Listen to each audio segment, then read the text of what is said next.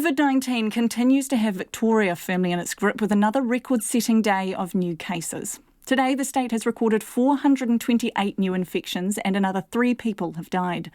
The situation has become a little more worrying in New South Wales too, with restrictions brought back on group gatherings. And Winston Peters has offered his 2 cents worth too. Here's our World Watch reporter, Annabelle Reid. Another huge jump, 428 new cases of COVID-19 in the last day, 111 more than yesterday, the 12th day in a row of triple-digit increases. We have not turned the corner here. Worse than that, 428 cases does not just represent that we've got increasing numbers day on day. There will be dozens of individuals who will require hospitalisation. Victoria's Chief Health Officer Brett Sutton says the lockdown in place in Melbourne may not have an impact on numbers for 2 weeks. The Premier, Daniel Andrews, believes it's doing its job. That ring around Melbourne and Mitchell Shire is working in terms of reducing the spread of this virus into regional Victoria, but it can change. It can change if people don't follow the rules. It can change if people have symptoms and go about their business as if they didn't. It can certainly change if people pretend this is over because they really want it to be. Some Victorians have been taking their mandated daily exercise a bit far, with a couple of people having taken a 200-kilometre round trip in recent days. The Premier's given them a clear message. A day trip is not the same as daily exercise. It's a very different thing, and it is not on.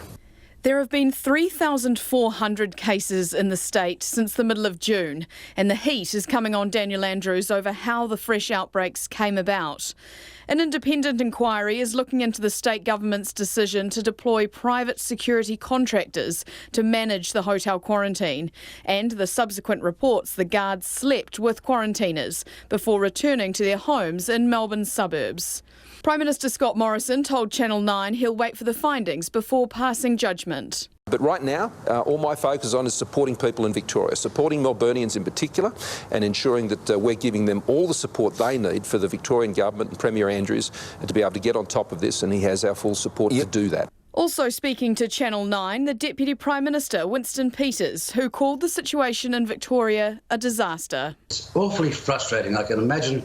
And I'm looking at the premiers of the states in Australia, at Scott Morrison, and I feel a great sort of regret that looseness allowed this thing to get out of control, in my view, in Australia.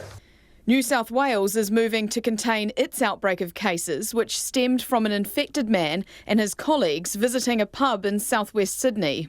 The state's Premier, Gladys Berejiklian, says groups at restaurants and clubs will now be limited to 10, weddings will be capped at 150, and dancing is totally forbidden. What we need to do in New South Wales is minimise the risk of those activities which we know super spread the virus, those activities indoors which we know act as a catalyst.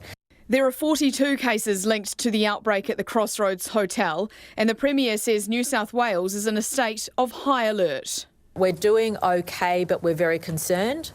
We're worried about any seeding that may have happened from Victoria even a month or so ago that has been bubbling along beneath the surface.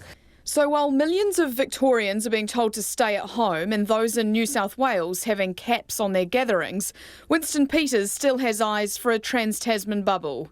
He told Channel 9 he's spoken to Tasmania's Premier and urged him to get permission from Scott Morrison to create a bubble with New Zealand.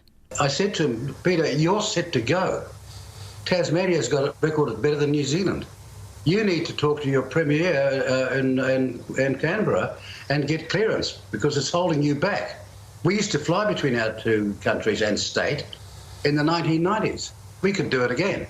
As far as the problem state goes, though, I do hope you get on top of things in Melbourne. It's a great city, it's a great state, but boy, what can we say? If we can help, give us a shot. Good on you. Yeah. Thanks, Winston. For Checkpoint, Annabelle Reid.